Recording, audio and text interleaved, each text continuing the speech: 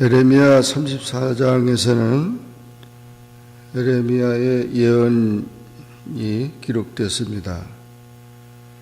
바벨론의 느부갓네살 왕과 그 모든 군대가 예루살렘과 모든 성읍을 칠 때에 말씀이 여호와께로부터 에레미야에게 임하였다 그랬습니다.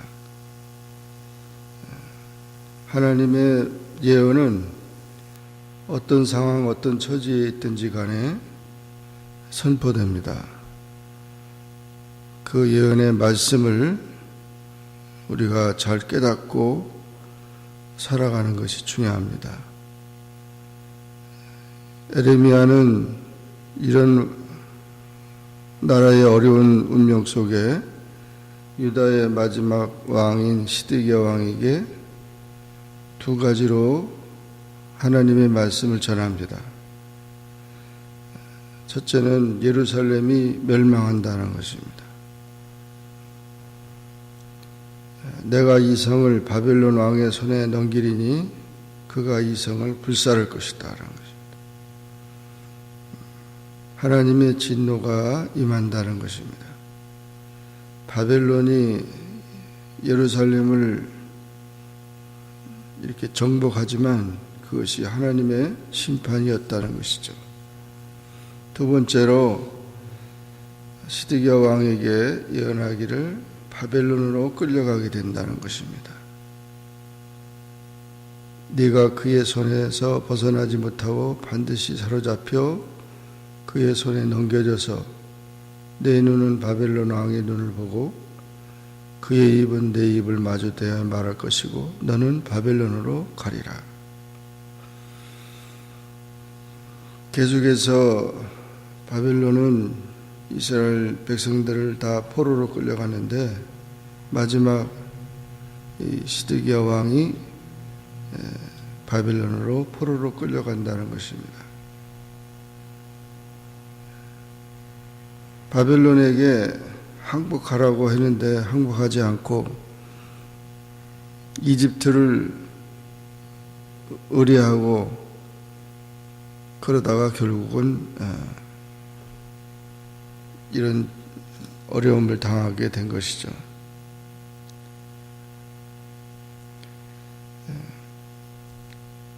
친애굽 정책을 하다가 두 눈이 뽑힌 채 시드기야 왕은 끌려갔습니다. 바벨론으로. 그러나 당장 죽지는 않고 자연사하리라 그렇게 예언한 것입니다. 지도자는 때를 잘 분별해야 되는데 상황 판단을 잘 하지 못함으로 인해 비참하게 되는 것입니다. 때를 분별하는 자는 지혜로운 자고 또 하나님의 말씀은 계속해서 우리에게 회개케 하며 하나님의 은혜를 사모하게 되면 하나님의 자비가 있다는 사실을 늘 말해주고 있습니다. 또 하나님의 말씀을 듣는 자가 영적으로 어두워지지 않습니다. 말씀이 생명이 되고 그 말씀이 우리의 삶에 지혜가 돼서 이 말씀을 들을 때 우리가 평안하게 되는 것입니다. 많은 군대가 공동전으로 쳐들어오는데도 시드기야 왕은 하나님을 믿지 않고 애굽을 믿으면서 진심으로 회개치 않다가 결국 이렇게 하나님의 심판을 받게 된 것입니다. 그럼에도 불구하고 하나님은 진노 중에서도 공의를 베푸셔서 인간의 고집에도 불구하고 끝까지 인내하면서 권고하시는 말씀입니다. 하나님의 말씀을 우리가 들을 때에 그 말씀 앞에서 우리가 우리 자신들을 다시금 새롭게 하고 이 말씀을 통해서 다시금 자신의 삶을 세워가는 그런 삶이 된다는 것이죠. 8절 이하에서는 시드기야 왕이 이 예언의 말을 듣고 백성들에게 자유를 선포했습니다. 그래서 각기 히브리 남녀노비를 놓아 자유롭게 하고 모든 사람을 백성들을 자유롭게 하라고 했는데 그 말을 듣고 다 순복해서 노예를 해방시켰습니다. 인간은 자유자로 창조되었습니다. 그런데 죄로 말미암아 인간은 자유를 박탈하게 됩니다. 또 세상적으로는 여러 가지 이유로 말미암아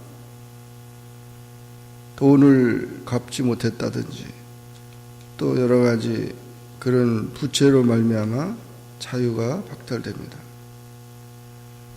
그러나 하나님은 그와 같은 자유자를 해방시키기를 원하시고 인신매매에 대한 그 노예 그런 모든 것에 대해서 하나님은 심판하십니다.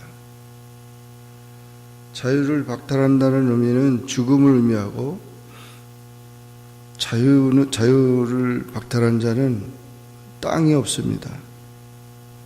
자기 것이 하나도 없는 거죠. 그래서 이와 같은 모든 것들을 회복시켜 주는 것입니다. 그래서 안식년이 있어서 7년 되는 해에 그를 놓아주고 이웃에게 자유를 선포하고 노비까지라도 다 자유케 한 것입니다. 이런 자유를 한 것은 참으로 귀한 것이죠. 그러나 형식적으로 그렇게만 했고 그 시드기야 왕은 노예 해방을 했다가 취소를 합니다. 그래서 그것에 대해서 에레미야는 다시금 책망하면서 언약을 파기한 자에 대한 심판을 또 다시 선고하고 있습니다. 거짓 회심자들의 영혼은 온갖 악한 영들의 처소가 될 것이고 하나님께 버림받게 된다. 생명의 언약과 단절되고 희망이 사라진다는 것입니다. 언약이라는 것은 송아지를 둘로 쪼개가지고 그 조각 사이에 지나간 그런 관계입니다. 만약 그 언약을 지키지 않으면 그 송아지처럼 쪼개진다는 것이죠. 결국 계약을 의미하고 있는 건데 이 계약을 파기한 자들에 대한 벌에 대해서 말하고 있습니다. 너희가 나에게 순종하지 아니하고 각기 형제와 이웃에게 자유를 선포한 것을 실행하지 아니하였은즉 내가 너희를 대적하여 칼과 전염병과 기근에게 자유를 주리라. 그냥 칼과 전염병과 기근이 마음대로 한다는 것이죠. 그리고 너희를 세계 여러 나라 가운데 흩어지게 할 것이다.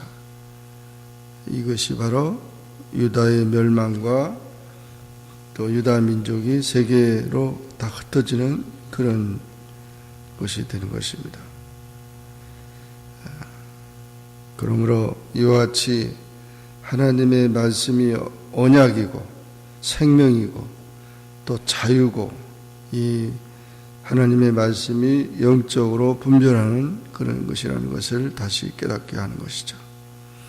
오늘도 우리는 이 말씀을 들으면서 어리석게 우리가 말씀을 떠나는 자가 되지 말고 말씀을 붙들고 자유를 얻고 또 하나님의 언약에 참여하면서 하나님의 뜻을 이뤄가는 그런 삶이 되기를 주님의 이름으로 축원합니다.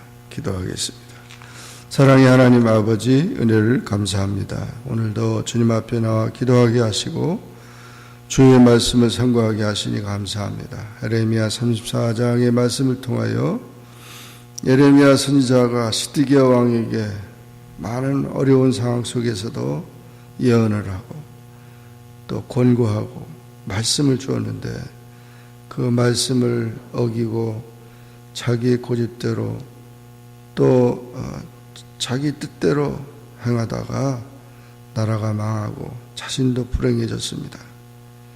말씀이 우리의 생명이 되고 자유를 주고 또 말씀이 축복이 된다는 사실을 잊지 못하고 결국 말씀을 떠난 그런 왕이 되어 나라가 망했습니다.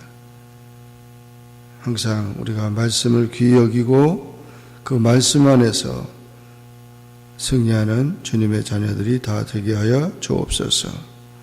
예수님의 이름으로 간절히 기도하옵나이다. 아멘. 하늘에 계신 우리 아버지여, 이름이 거룩히 여김을 받으시오며 나라에 임하옵시며 뜻이 하늘에서 이룬 것 같이 땅에서도 이루어지이다.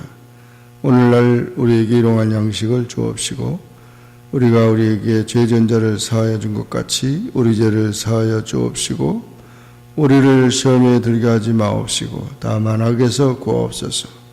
대개 나라와 권세와 영광이 아버지께 영원히 있사옵나이다. 아멘.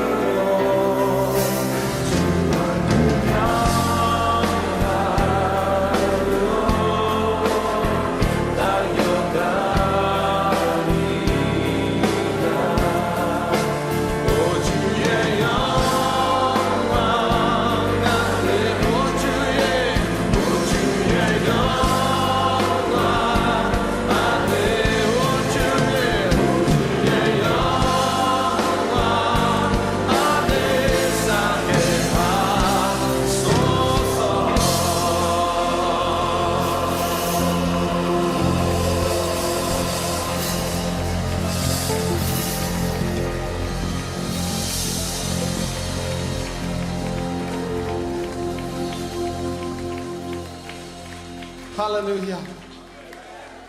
Praise the Lord. Lord.